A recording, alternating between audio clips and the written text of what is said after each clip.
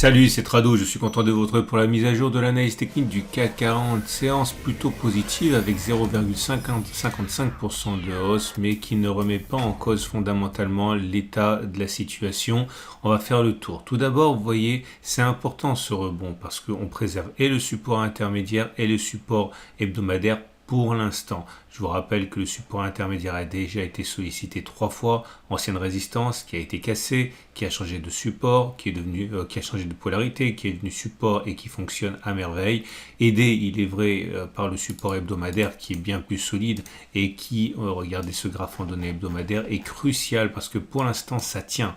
Pour l'instant on rebondit sur cette ancienne résistance qui a été cassée, qui a changé de polarité, qui est devenue support et sur lequel pour l'instant on préserve l'essentiel. Mais attention à une cassure de ce support et il est vrai que pour l'instant on fait des miracles compte tenu de la volée de bois vert que prennent les marchés américains. Le Nasdaq a perdu 10% depuis ses plus hauts, le Nikkei aussi a perdu 10% depuis ses plus hauts, le Dow Jones, le SP500 sont en méforme évidente et il est vrai que le marché parisien s'en sort vraiment plutôt pas trop mal.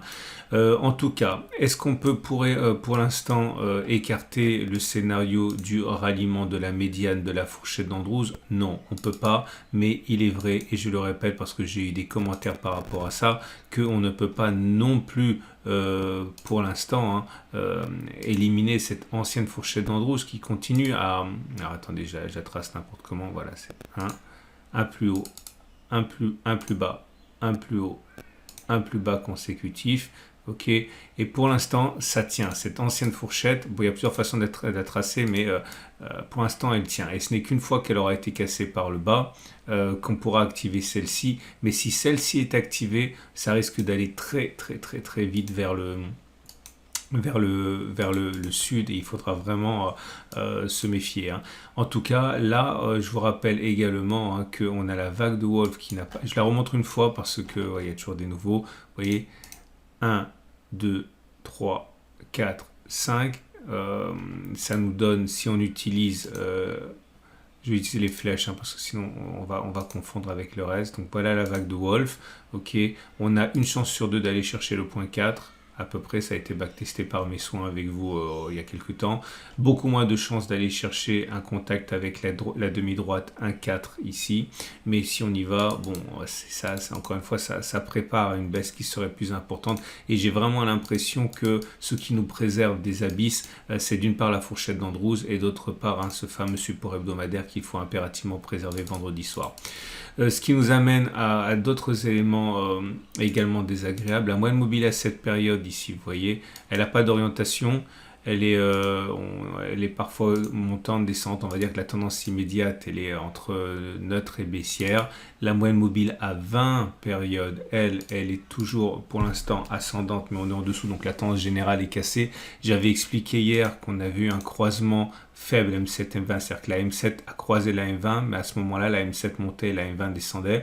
Et j'avais expliqué qu'il fallait se méfier de trop d'optimisme parce que statistiquement on allait faire un pullback sur la M20, c'est-à-dire qu'on allait casser la M20 puis revenir la toucher. C'est ce qui s'est passé, et en ce sens, vous voyez, il ne faut pas accorder trop de crédit à la belle séance du jour parce qu'on est dans le cadre statistique d'un retour vers la M20 avant de probablement aller plus bas. La M50 tient toujours, la tendance de fond elle est haussière, on est au-dessus d'une M50 qui monte, ok. Mais attention encore une fois surtout au price action. Au price action, c'est les chandeliers japonais et tout ça, puisque là on a une bougie qui est assez favorable, il ne faut pas s'en cacher, avec une bougie verte, une clôture plutôt dans la partie haussière. Mais quand on regarde les bougies Aiki-Nashi, c'est loin d'être la fête, c'est toujours une bougie rouge. Alors la présence d'une mèche haute et d'une mèche basse limite un petit peu la portée de ce signal baissier, mais ça reste quand même une bougie qui n'est pas haussière. Et puis surtout, encore et encore, le 3-line break qui est toujours un bloc rouge qui normalement est suivi d'un deuxième bloc rouge, c'est-à-dire statistiquement.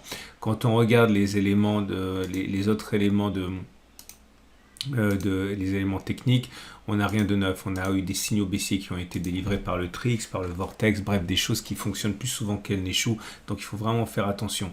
Autre chose également, c'est au niveau de l'Ishimoku. On n'a pas de soutien pour l'instant et on n'a pas de soutien parce que les traders Ishimoku aiment bien rentrer sur la Kijun. Donc on aura du soutien ici à mon avis sur les 7063. C'est là que les traders Ishimoku vont jouer leur chance hein, s'ils parient sur un retour sur les plus hauts. Mais si on casse la Kijun, il faudra faire attention.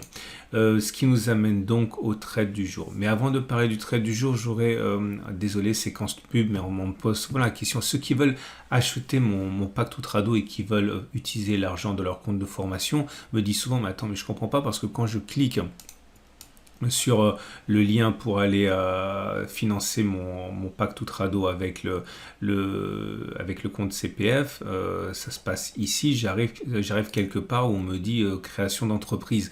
Effectivement, c'est un peu particulier, c'est parce que mon partenaire stratégique Bruno, qui est en fait un ancien de la City et qui est conseiller en investissement financier, intègre le pack Total Trado dans son pack formation création d'entreprise. Mais en fait, c'est beaucoup plus vaste que ça, puisque formation création d'entreprise, il y a de tout là-dedans. Il y a effectivement ceux qui veulent apprendre à créer un business, à reprendre un business si vous voulez changer de carrière, mais c'est complètement sur mesure. C'est que vous pouvez également passer votre heure d'entretien à lui demander comment on analyse des bilans d'entreprise, comment on investit dans l'immobilier, comment on investit à long terme, etc., etc. Donc en fait, il fallait lui donner un nom à cette formation. Donc il a appelé formation création d'entreprise, mais c'est bien là que dans le pack à 700 €, vous allez retrouver le pack Total Trado comme un élément parmi d'autres. Autrement dit, quand vous passez par votre CPF, c'est pas vraiment pour acheter le compte la Total Trado, c'est en gros pour changer de perspective professionnelle ou d'investissement, et ça fait partie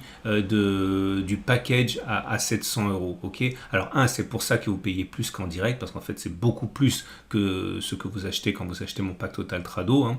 Mais en plus vous avez également la raison pour laquelle ça s'appelle formation création d'entreprise. On aurait pu l'appeler autrement, formation à acheter un bien immobilier ou formation à reprendre un business. Bon voilà, c'est une enveloppe globale, c'est pour ça. Je reviens et ça vous permettra d'utiliser les milliers d'euros qui sont sur votre compte de formation si vous voulez vous procurer le compte Total Trado. Donc je reviens au trade du jour. Alors toujours la même rengaine. Si vous êtes aussi, ça a encore fonctionné aujourd'hui, hein, vous achetez le support intermédiaire, vous pariez sur le fait qu'on va rebondir. Ceux qui ont acheté ici, vous mettiez un stop par exemple, je sais pas moi, 1,2%. Vous pouvez utiliser les ATR. On a fait au mieux 1,5%. Donc bon, ça dépend comment vous avez géré votre trade, mais il était possible de gagner de l'argent. Ceux qui veulent spéculer à la baisse, je pense que le mieux c'est de parier sur la continuation de la baisse avec la vague de Wolf. Hein. Stop de protection à 3,6, objectif 7%, c'est très bon. Ce qui m'amène donc à titre personnel à engager un trade, parce que là aussi on m'envoie beaucoup de messages, on m'a dit mais attends Trado, ça fait des semaines que tu vois la baisse arriver et tu dis qu'on peut se trader à la baisse et tu dis que tu trades pas, pourquoi t'engages pas à la baisse?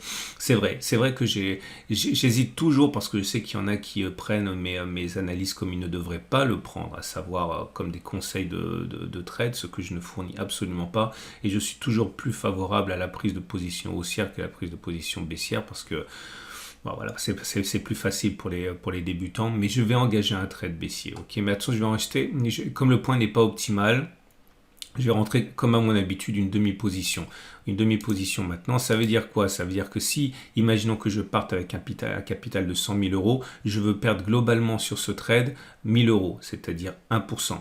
Ok, donc ma première position, je vais la calculer de telle manière que si on va chercher, on va dire les 7450, je perds 500 €. Ma deuxième position, je vais la prendre plus haute, par exemple par là. Je vous dirai, je prendrai jamais les positions sans vous dire avant, ça sert à rien, je vous dirai toujours la veille, mais par là à peu près, je prendrai ma deuxième position de telle manière que si cette position est perdante aussi, je perdrai 500 €. Évidemment, la deuxième position est plus lourde que la première position puisque on remonte de plus haut avec un stop de protection plus faible. Hein. Mais en tout cas, voilà, l'idée c'est que à l'aide d'un outil dérivé, sans doute les Turbo 24 cette fois, je vais prendre une position, je vais mettre un stop de protection à, allez, on va dire 2,7%, par là, 7435, on va laisser un peu de place pour un excès, 7400, allez, 7450, on va dire là. Donc, de toute façon, c'est l'avantage de ce trade, c'est qu'il est tellement ambitieux en termes de résultats qu'on peut se permettre de voir venir. Donc, première position, demain à l'ouverture, j'engage un trade, stop loss à 4%, objectif 6,7%, à voir comment ça évolue pour la deuxième position. Voilà.